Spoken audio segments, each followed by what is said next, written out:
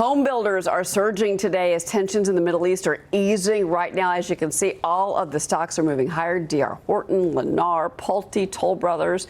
Mortgage rates are ticking lower. Not a lot, but enough. Freddie Mac reporting the average rate for a 30-year fixed loan has fallen for a second week to 6.3%. But inflation fears from the Iran war are trickling through to the housing market. We saw that with March existing home sales this week hitting its lowest level since June, down 3.6% to 3.98 million homes. Well, how is all of this impacting the picks and shovels of the housing industry? Joining me now in a Fox Biz exclusive is Acme Brick Company President and CEO Ed Watson. Ed, thank you for being here. We have to say today is the 135th anniversary of your company. 135 years. That's Congratulations. Right. Well, thank you, and thank you for having me. We're very proud of our history, 135 years. Great American story, founded just west of Fort Worth. We actually have a plant still on that site. For 135 years, we've been manufacturing brick on that site. Now we have brick production in over 15 different plants, and we're in 13 states as far as our sales distribution. So all across our footprint today, we were able to cut a birthday cake, happy birthday Acme, sing happy birthday to our company, and then all of our associates, and then we gave them a birthday present too, to kind of memorialize this special day for us. Well, maybe this is why you're one of America's best mid-sized places to work, as named by Forbes magazine last year. We're very proud of the fact. You go. Yeah. Yes, very proud to be recognized of that, and I do think that, you know, we've got 1,600 plus associates all across our footprint. And we value them. We do think and believe and state that they are our greatest asset. So very, very happy to have our group of people and to lead them through this very exciting time in our business. Yeah, I mean, you've got, what, 15 brick plants and 3 concrete block plants. Talk about this moment in history. And we could talk more about the history of the company, but because it's fascinating, but the moment in history that you find our country in right now, especially, you know, the ticks and turns of the housing market, how much are you affected by that? Or do you feel like you have become more of a recession-proof type of business? No, we're definitely impacted by housing starts. You mentioned some, you know, there's some encouraging news that you get from time to time. Probably the biggest factor continues to be the mortgage interest rate, 30-year rates.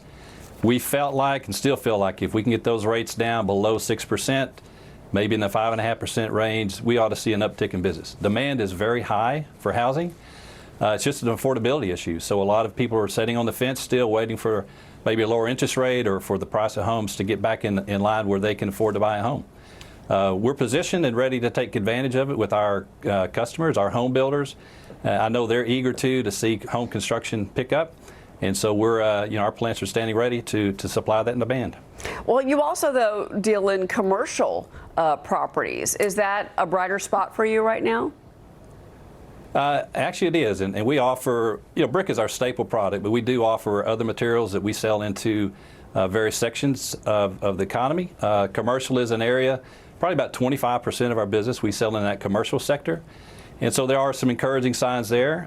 There's a lot of schools that are being built to use our products, a lot of the industrial buildings and so forth.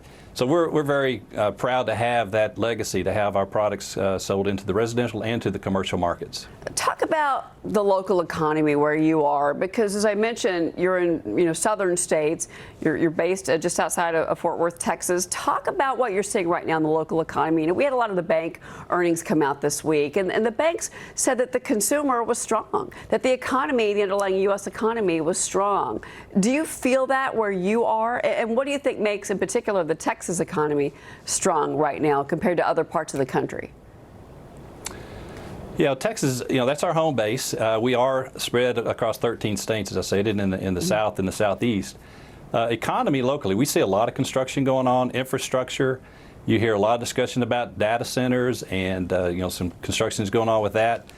We're not seeing a lot of that parlay at this point into much more construction for our business. We've actually been flat. This is going into our 3rd year. We keep waiting for that uptick. We just have not seen that much, although there's a lot of activity. And as I mentioned earlier, there's a lot of interest among home buyers and in the home builders to see this economy continue to improve. And I think that the home building will recover. It's a cyclical business. There's always the ups and downs, and so we may be down, the lower end of a trough right now and expecting things perhaps the next few months, see a little bit of break in interest rates. I believe the economy is well positioned to take advantage of that. Okay, so again, going back to those interest rates and that Federal Reserve story, but we're showing our viewers pictures of your facilities and some of your plants, and you're using robotics, to be clear. Is AI a part of that, and how long have you been using these robotics to actually produce? We actually started using our first robots probably back in the mid-1980s. We do have an automation process that we're going through. Several of our plants still are very manual in the process of handling the brick. So we've got projects ongoing right now at a couple of our sites to upgrade and put in robotics. The AI portion really isn't a factor at this point that much on the automation side of it. We are looking at AI to help us in the quality control aspect in our plants. We're using AI on forecasting of business. So we see more value coming, and I think ultimately our plants will benefit from AI also. We just see we're kind of on the front end of this as far as our industry, but looking forward to advancements and taking advantage of as we can. Ed, before you go, so you're owned by Berkshire Hathaway. I want to get your sense. I mean, obviously Warren Buffett recently stepped down. What's your relationship like with Greg Abel right now, and how do you feel that the transition's going?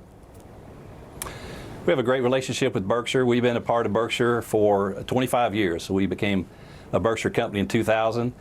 Obviously, Greg has got a lot on his plate. When Warren announced at the shareholder meeting last year that he was handing over the reins of running the business to Greg, we knew that there would be some restructuring, reorganization. I think some of that's still going on. Our relationship has been very good and solid. We're proud to be part of Berkshire Hathaway. Opportunities that we have to kind of capitalize on some of the advantages that we have, continue to build our business, our brand, and these are things that Berkshire has allowed us to do throughout the time that we've been a part of the company. Well, Ed Watson, again, congratulations on the 135th birthday of your company. To you, to your employees. Enjoy your day. Thank you very much.